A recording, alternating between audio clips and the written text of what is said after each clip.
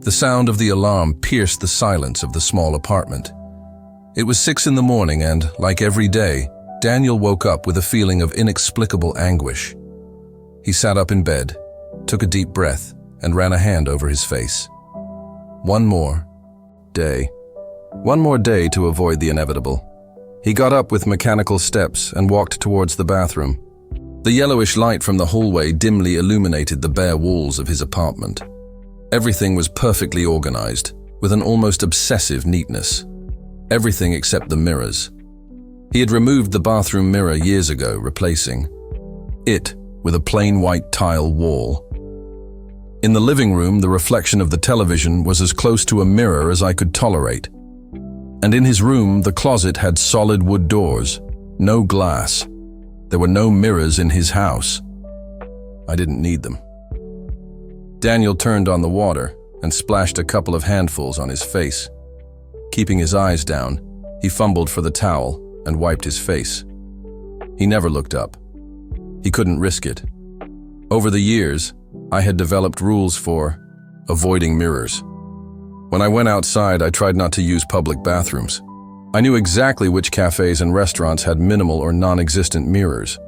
At work, I avoided elevators with reflective walls, and if for some reason he had to confront one, he simply looked away, pretending it wasn't there. He didn't know exactly how long his fear had taken control of his life. He couldn't remember a single moment in his childhood where this had started. He only knew that mirrors gave him a visceral feeling of anguish, as if something was deeply wrong. It wasn't just an irrational fear, it was something more. Something inside him stirred with the certainty that there was a truth buried deep in his mind. That morning, the day passed normally. He headed to the office, spent several hours immersed in his work and barely noticed the passage of time. He was a meticulous, methodical, and precise financial analyst. In his work environment, everything was predictable and controlled. But then, a small accident changed their routine. After lunch, as he headed to the building's bathroom, his mind was elsewhere. I was thinking about the reports I had to deliver, about the call I had pending with a client. I wasn't paying attention. He pushed the door and entered without remembering one of his most important rules: look before entering. When she looked up, she saw him. A huge mirror covered the entire wall in front of him.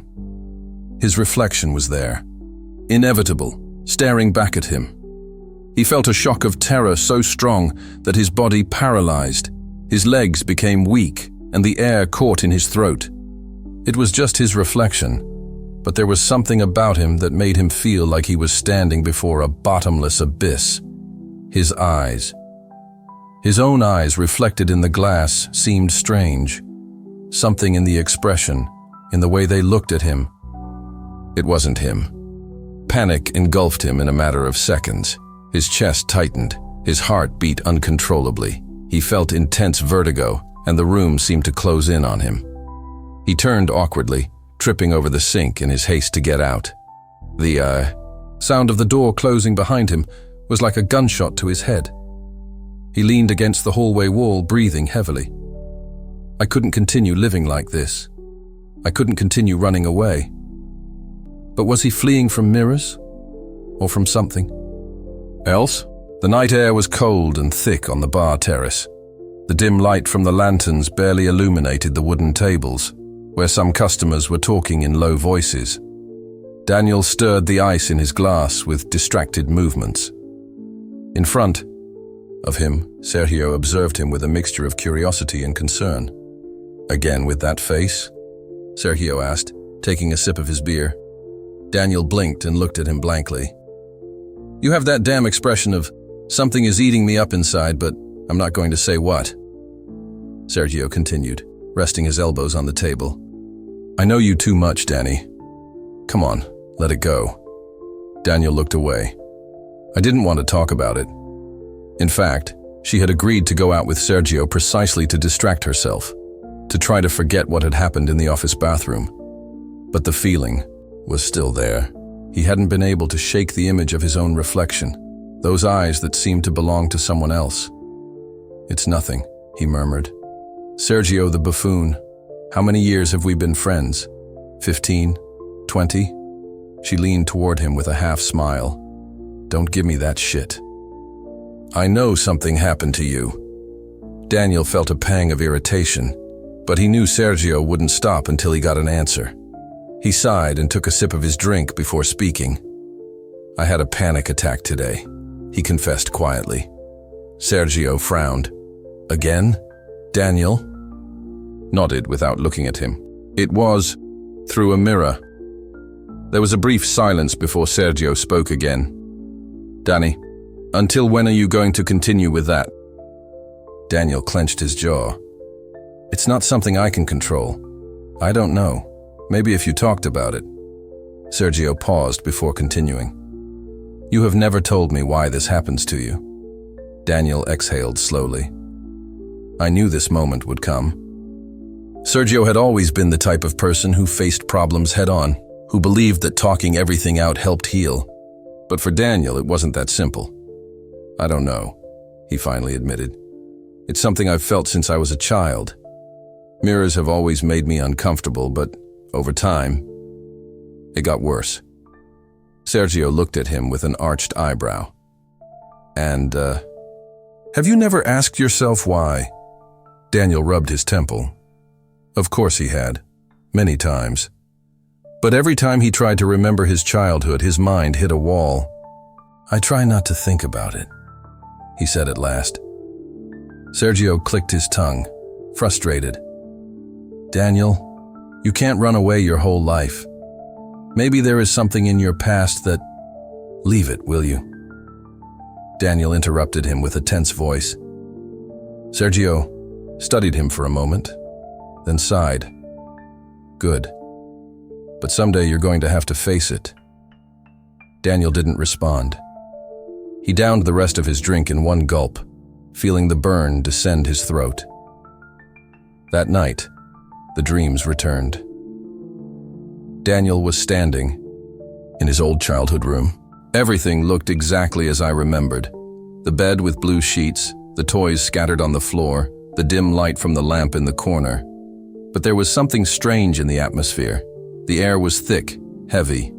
Outside, the wind howled against the window, making the curtains move like dancing ghosts.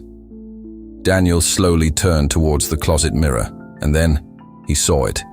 His reflection was there, but something was wrong. The Daniel in the mirror had the same clothes, the same posture, the same face, but the expression was different. It didn't reflect fear, no confusion. His reflection was smiling, a small, crooked, almost mocking smile. Daniel felt terror fill him to his core. He tried to move, but his body was rigid. He wanted to look away, but he couldn't. The reflection slowly raised its hand, but he hadn't moved. The reflection was not copying his movements. Daniel's stomach sank into an abyss of dread. The reflection tilted its head, its smile widening. And then, in a voice that was not his own, he whispered, "You almost remember." Daniel woke up with a gasp. His heart hammered against his chest and cold sweat covered his skin. For an instant, he felt the desperate need to get up and run. But I didn't know where. He breathed heavily and brought a trembling hand to his face.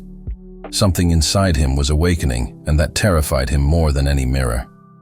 Daniel was not the type of person to seek help. For him, problems were solved by ignoring each other, burying themselves under layers of routine and rationality. But after that nightmare, something inside him broke. It wasn't just a dream. It couldn't be. The feeling that his reflection was hiding something from him did not go away. And if his mind had begun throwing fragments of a forgotten memory at him, what else could be buried in his unconscious? For the first time in his life, he felt that if he didn't face this, something inside him would break irreversibly. That's why I was there. The waiting room had a cozy atmosphere, with warm lighting and a faint lavender scent. Daniel tapped his fingers on his knee nervously. He looked at the clock. There were 2 minutes left until his appointment. He had spent the entire morning wondering if he should leave. Maybe this was a waste of time. Maybe he should move on with his life and stop feeding paranoia. But when the office door opened and Dr. Camilla invited him in, he knew he couldn't continue running away. Dr. Camilla was a woman in her early 40s, with dark hair tied up in a loose bun and a serene but penetrating gaze. She sat in front of him with a notebook in her hand and crossed her legs elegantly. "Daniel, tell me why you are here." He hesitated. "I didn't know where to start. I think I have a phobia." "That?" Daniel swallowed. "To the mirrors." The therapist did not react with surprise or judgment. He just nodded. "Since when?" "Since always, I think. But it has gotten worse over the years." "Now?" He paused, trying to gather his thoughts. "Now I feel like there is something more. Something I don't remember." Camilla tilted her head slightly. "What exactly do you feel when you see a mirror?" Daniel closed his eyes for a moment and remembered his experience in the office bathroom. "It's a visceral sensation, as if I were seeing something forbidden. As if something was wrong. Something in the reflection." He hesitated before answering. "Don't know. But a few days ago I had a dream." He took a breath. "My reflection didn't move the same as me." He smiled at me and spoke to me. Camilla wrote something down in her notebook. "Dreams can be a window to what we repress," he explained. "Our unconscious uses metaphors to show us what we don't want to see." Daniel looked at her skeptically. "Do you think there's something I don't want to see?" "I think your mind is trying to tell you something. And for some reason mirrors are the..." A chill ran down Daniel's spine. Dr. Camilla rested her elbows on the desk and intertwined her fingers. "Daniel, our mind has very powerful defense mechanisms. When we experience childhood trauma, we sometimes bury it so deeply that we forget it ever existed." He felt his stomach tighten. "Are you saying something happened to me as a child, and I don't remember it?" "It's possible. But the body and mind are never completely forgotten. Sometimes traumas resurface disguised as anxiety, irrational fears, or nightmares." Daniel remained silent. "I want us to do an exercise," the therapist continued. "I need you to write your first memories with mirrors. Whatever comes to your mind. It doesn't matter if it seems insignificant." He frowned. "And what am I supposed to do with that?" "Maybe we'll discover a pattern, or maybe your mind lets out what it has been keeping for years." Daniel exhaled slowly and nodded. When he left the office, he felt like he had taken the first step into an abyss. The terrifying thing was that he could no longer turn back. That night, Daniel sat at his desk with a pen in his hand and a blank sheet of paper in front of him. He had spent hours trying to remember, trying to force his mind to open the door to his childhood. But every time I tried to delve deeper, a feeling of emptiness got in the way, as if a thick veil covered the memories. He sighed, running a hand through his hair. Why couldn't he remember? He closed his eyes and let his mind drift into the past. A flash of memory appeared. He was 6 years old. It was a cold, dark night, and his mother was walking around the house with a piece of cloth in her hands, covering the mirrors. The image was vivid, the dark fabric falling on the reflective surface, as if it were a corpse that had to be covered. "Mom, why are you doing that?" asked his childish voice. His mother, a tall, thin woman with black hair and tired eyes, turned to him with a tense expression. "Because we shouldn't see ourselves in mirrors at night, Daniel." "Because?" His mother knelt in front of him, placing her hands on his shoulders gently, but with a strength that seemed to want to make sure he understood. "There are things that are better not to see. Things that are better not to see." The words floated in his mind like an echo lost in time. The scene faded, and when he tried to remember what happened next, his mind hit a wall, a blank space. There was something about that night that his brain refused to recover. Daniel opened his eyes with a start. His breathing was labored, his skin covered in cold sweat. There was something else, something his mother didn't tell him. The clock on the wall read 2:34 a.m., but sleep was far from reaching him. He took his phone and opened WhatsApp. "Sergio." "Daniel." "Can I call you?"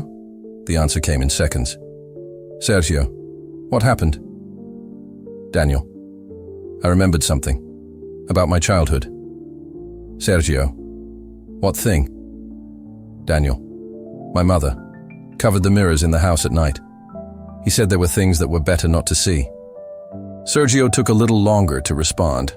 "Sergio, damn brother, that sounds serious. Have you asked her?" Daniel pursed his lips. He didn't talk to his mother very often. Their relationship was distant, full of awkward silences and brief calls that only served to confirm that they were both still alive. But maybe it was time to face her. "Daniel, I'm going to do it." He put the phone away and rested his forehead on his hands. He knew his mother kept secrets. What he didn't know was if he was ready to meet them. The idea had been on his mind since his session with Dr. Camilla. What if he faced his fear once and for all? Look in the mirror. 1 minute. Only 60 seconds. It sounded ridiculous that something so simple terrified him, but deep down he knew this wasn't just a phobia. It was a calling, an echo of the past that demanded to be heard. It was almost 3 in the morning when Daniel stood in front of the bathroom mirror. The air was heavy, as if the entire room was holding its breath. He turned on the light and looked up slowly. There he was, or at least its reflection. Daniel clenched his fists. Just a minute. He set the timer on his phone and left it on the sink. 1 minute and nothing more. The first 10 seconds passed without a problem. He looked at his face. Every detail of his skin, the shadow of the beard on his jaw, the dark and tired eyes. 15 seconds later, he felt the first pang of discomfort. At 20, his skin crawled. At 30, his reflection flickered. But he hadn't done it. Daniel felt his stomach sink. The reflection observed him with an abnormal intensity. It wasn't like seeing yourself. It was like being watched by someone else. The stopwatch marked 40 seconds. His lips in the mirror curved into a barely perceptible smile. Daniel wasn't smiling. He felt a dull throbbing in his head, a growing pressure in his chest. The timer reached 50 seconds. And then the reflection tilted its head, like in his dream, as if he recognized it. Something inside the mirror moved. Not your reflection. Another thing. Something behind him. Daniel didn't think about it. In an instant, with a scream of pure panic, he slammed his fist against the glass. The sound of breaking glass filled the bathroom, shards flying everywhere. His breathing was erratic, his heart pounding as if it were going to explode. He stumbled back, gasping, blood dripping from his wounded hand. The mirror was shattered. But before the glass completely fractured, for a millisecond, he saw something in the broken reflection. Not his face. Not his room. Anything else. Something that shouldn't be there. And then he remembered. A buried memory flashed through his mind. Him, as a child, standing in front of a large mirror in his childhood home. His mother yelling at him not to look at him. But he did it. And in the reflection, I wasn't alone. There was another child with a boy who looked like him. But it wasn't him. Daniel fell to his knees, trembling. God, what was that? Who was that child? And more importantly, why didn't her mother ever tell her about him? Daniel tightened the bandage around his injured hand. His skin burned under the bandage, but the deepest wound was not in his flesh, but in his mind. Ever since he broke the mirror, an oppressive feeling had settled in his chest. I wasn't crazy. Something happened in his childhood, and now, his reflection wasn't just irrational fear. It was a door to something that had been buried in his memory for too long. I needed answers. The human mind has very sophisticated defense mechanisms, Daniel. Dr. Camilla watched him carefully, her hands clasped on her desk. When trauma occurs in childhood, the brain may hide, fragment, or distort it to protect us. Daniel nodded slowly. But why would I come back now? Because your unconscious thinks you're ready. The therapist's words gave him a chill. Ready for what? Daniel swallowed. I have a memory, but it's blurry. Something about a boy in the mirror. That looked like me, but it wasn't me. Camilla tilted her head with interest. Do you want to explore that memory further? Yes, he answered without hesitation. I need to know what happened. She took a deep breath before continuing. There is a technique we could use. Regressive hypnosis. Daniel frowned. Wants hypnotize me? It's not like in the movies, she explained with a slight smile. You won't lose control. Hypnosis only helps the unconscious speak without the filter of the rational mind blocking it. It's like diving into deep waters where repressed memories hide. Daniel drummed his fingers on his knee. What if he didn't like what he found there? But the other option was to continue living in uncertainty. Let's do it. Camilla guided him to a reclining chair and told him to close his eyes. I want you to focus on my voice. His tone was soft, slow, enveloping. Imagine that you are going down a staircase. With each step, you feel more relaxed, lighter, closer to your memories. Daniel took a deep breath, letting himself be carried away by the rhythm of her words. Now you are at the door of a memory, said the therapist. It is a hallway with many doors, but one catches your attention. Daniel visualized the hallway in his mind. It was long, narrow, and there were many doors on the sides. But one, in the background, seemed to vibrate with a dim light. I want you to open the door, Camilla whispered. Daniel reached out and turned the knob, and the past enveloped him. The scene took shape with eerie clarity. Daniel was 6 years old. He was in his old house. Moonlight came in through the hallway window, and he was in front of a mirror. He remembered how his mother had told him to never look in the mirror at night. But he did it, and there it was. The other child. It looked like him. He had his same pajama clothes, his same curious expression. But something didn't fit. Daniel raised his right hand. The reflection raised the left. Daniel took a step back. The reflection, he remained motionless. It wasn't him. The boy in the mirror stared at him, and he smiled. A slow, crooked, impossible smile. Daniel, in hypnosis, felt a knot of anguish squeeze his chest. What happens now, Daniel? Camilla's voice asked, distant. I don't want to see it. I don't want to see it, he whispered in panic. But the memory kept moving forward. The boy in the mirror raised a hand and rested it against the glass. And then, he started pushing from the inside. The glass vibrated. A dull sound, as if something wanted to come out. The mirror boy I wanted to cross. Daniel, the boy, screamed at the top of his lungs, and just when the mirror began to crack, his mother appeared. The image was distorted. Everything became confusing, shouting, arms holding him, a black cloth covering the mirror. And then, nothing. Back to reality. Daniel woke up with a gasp. He was shaking, covered in cold sweat. His hands gripped the arms of the chair, his breathing erratic. Daniel? Camilla's voice sounded worried. He looked at her, feeling his heart hammer in his chest. The boy, he whispered. I wanted to go out. Camilla frowned. What child? Daniel ran a hand over his face, feeling dizzy. There was a child in the mirror, and my mother knew something. She saw it. He took me out of there and covered the mirror. He was silent for a moment, processing everything. Then he looked at the therapist with chilling certainty. I need to talk to my mother, because now I knew.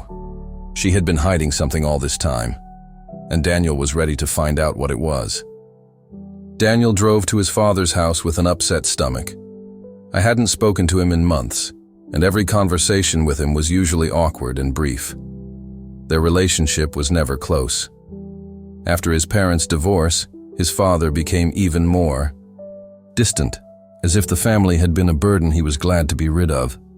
But this time, Daniel was not going to allow any evasion. This time, I needed answers. A tense visit. When his father opened the door, his expression went from bewilderment to cold wariness. "Daniel, I didn't expect to see you. I need to talk to you," Daniel said bluntly. His father watched him for a second before stepping aside. Happens. The house was exactly as he remembered it. Too orderly, too impersonal.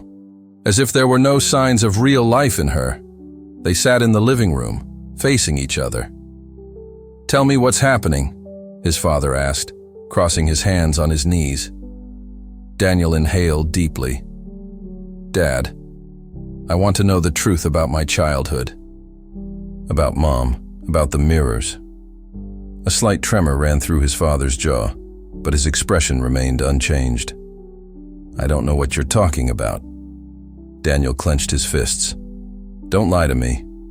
I know Mom covered the mirrors for a reason. I know they were hiding something from me." His father sighed heavily and looked away. The silence lengthened. Finally, in a dull voice, he murmured, "I didn't want to be the one to tell you."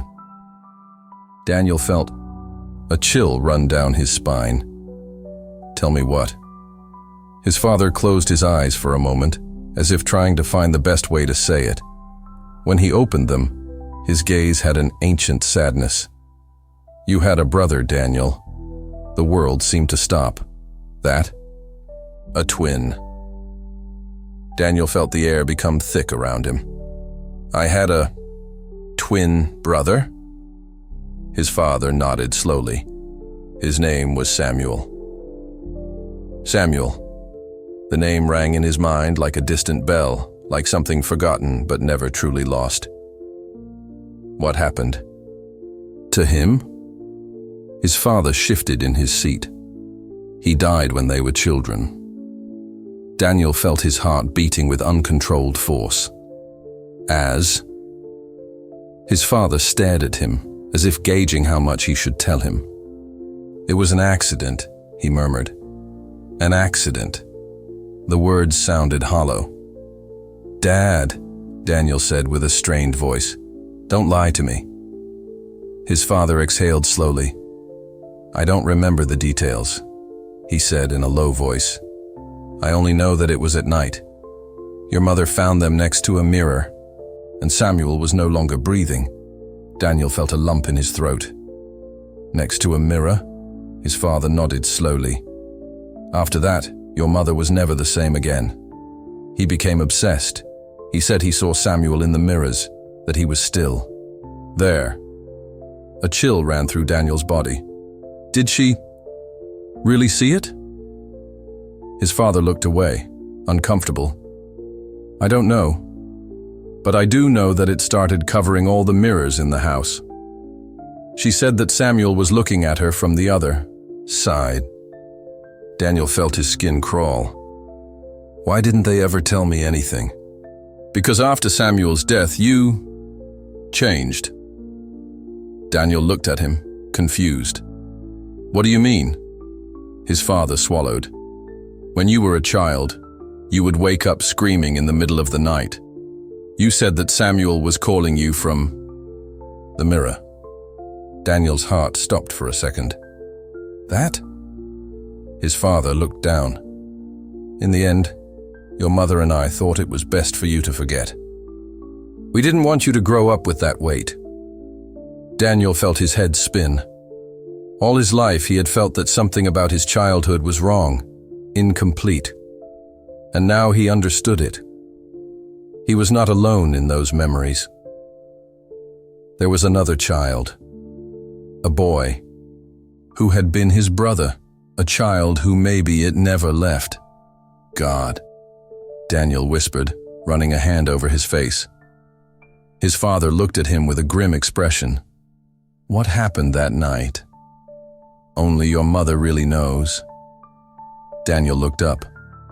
I knew what I had to do, talk to your mother, because she had been hiding the truth all this time. And now, Daniel needed to hear her. Daniel drove aimlessly after leaving his father's house. The words still echoed in his head like a distant echo, a whisper trapped in his mind. Samuel. He had a brother, a twin who had disappeared on a tragic night in front of a mirror. Everything he believed about himself had crumbled in a matter of minutes. His fear of mirrors was not irrational. It was an echo, a fragment of something bigger, of a pain that his mind had buried to protect it. But now, the memories were awakening. He parked the car and rested his head against the steering wheel. He tried to remember, but his mind was in chaos. If Samuel existed, why didn't he remember him? It was impossible to forget a brother. And yet, there were gaps, empty spaces in your childhood, the images of his mother covering the mirrors, sleepless nights without knowing why, the chills every time he saw his reflection. And now, everything made sense. He closed his eyes, taking a deep breath. I had to remember. And then, the past hit him like a bolt of lightning. The memory came like an uncontrollable torrent. Daniel was 6 years old.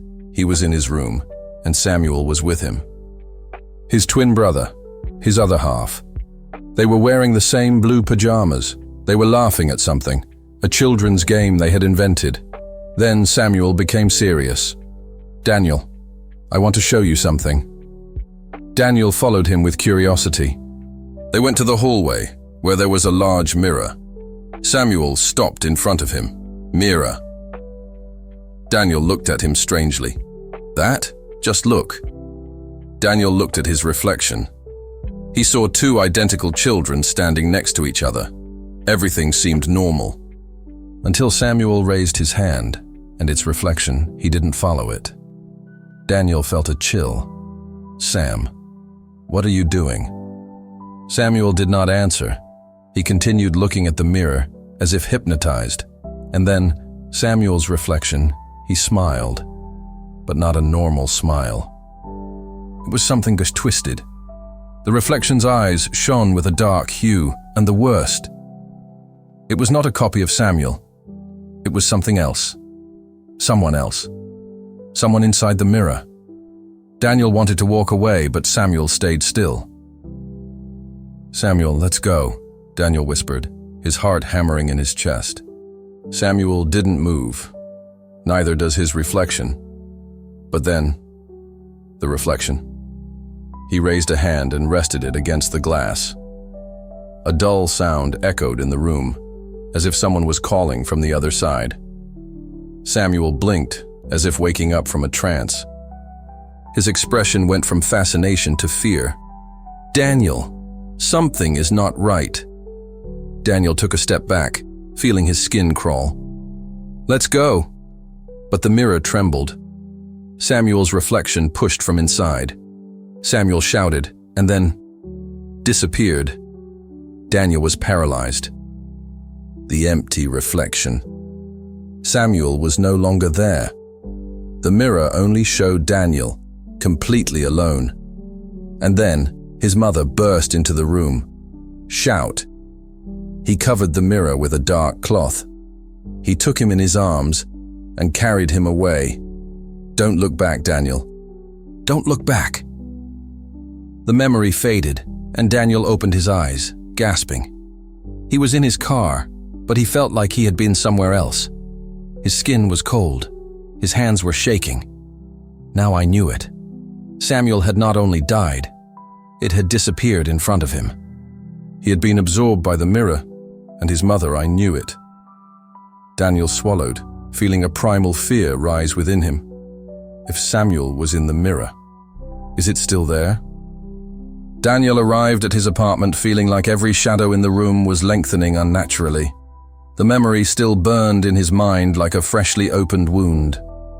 Samuel had not died in a conventional way. He had disappeared in the mirror.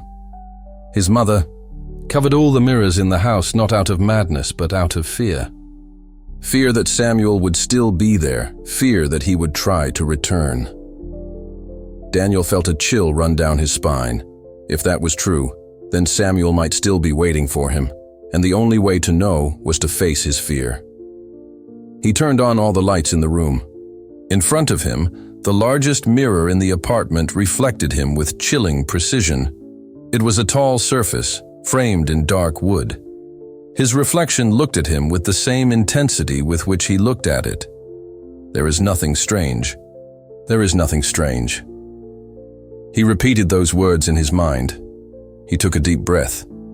He forced himself not to look away. For years, every time I saw a mirror, I avoided it.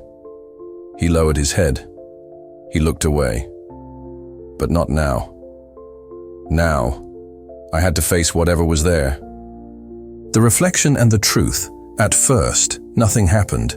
His reflection was simply there, identical to him. But as the seconds passed, he began to notice the details. His own gaze was seen different, calmer, almost complete. It was a strange feeling. As if, for the first time in his life, his reflection was truly his. And then, he felt it. A presence, not in the room, but inside the mirror. The air became thick.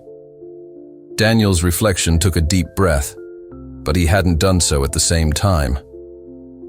Daniel felt his skin crawl. The reflection stared at him, and then, with a slight tremor on his lips, he whispered, "Thanks for reminding me." Daniel felt his heart stop for a second. It was his own voice, but it didn't come from his mouth. It came from the mirror. He remained motionless, with his chest tight. "Samuel?" Whisper. The reflection did not respond. But deep inside, Daniel felt the truth. Samuel had been there all this time, a reflection trapped in a world to which it did not belong. Fear told him to run, to look away. But this time, I wouldn't do it. He took a deep breath, feeling the weight of the years on his shoulders, and with all the firmness he could muster, he said, "I see you." The reflection smiled, and for the first time in his life, Daniel too. That night, Daniel slept soundly for the first time in years. There were no surprises. There was no cold on the back of the neck, just darkness enveloping him, leading him to a dream that felt different, clearer, more real. The reflection in the dream, he was in a long old hallway with walls covered in mirrors, but this time, he didn't feel afraid. He advanced with firm steps, watching his reflection replicate his movements on either side, until, in the distance, he saw Samuel. His twin brother was standing in front of a larger mirror, his hands in his pockets. She looked at him with a calm smile, as if she had been waiting for him. Daniel felt his throat close up. For the first time in his adult life, he saw his brother's face clearly. Not like a shadow, not like a flash in the mirror, but like the child he once was. Samuel raised his hand and rested it against the mirror. Daniel did the same. Their palms didn't touch, but the feeling of connection was undeniable. There were no words. There were no explanations. Alone, comprehension.